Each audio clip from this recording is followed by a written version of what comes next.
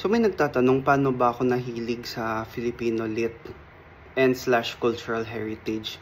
So sa tingin ko nag-snap siya, nag-trigger, sparks siya pagdating ng 3rd year, 4th year high school. Ano ang required reading ng 3rd year, 4th year high school? Noli Me Tangere at El Filibusterismo. So meron akong ito pang version, Noli at El Fili. Hindi ko alam bakit.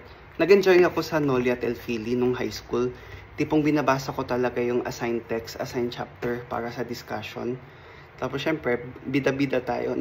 Nakaka-recite tayo during class ang nangyari sa Noli at El Fili. Shout out, Ginang de los Reyes, Ginang Adapon. Hi, miss ko na kayo.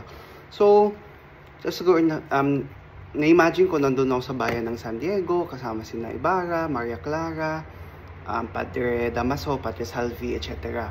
Na, in a way, di ba, na curious din ako about cultural heritage ng Pilipinas, pre-colonial, colonial times, etc. Mga tangible, intangible heritage na na-mention din sa nobela, mga panitikan na nadadala hanggang sa kasalukuyan, etc. Kasi sa Ateneo may minor program ang Department of Sociology and Anthropology na cultural heritage na pinapangasiwaan ni Dr. Fernando Zialcita. Hi, Doc Z.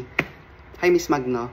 Ayan. So, promote lang din ng Akdang Pinoy, support local, buy local, or parang gusto ko nga ulit basahin ng Noli at El Fili ngayong hindi na ako nag-aaral as leisure, or mas ma-enjoy ko siya without the pressure of grades and recitation. Yun lang. Kayo, nabasa nyo na ba ulit ang Noli at El Fili bilang adults?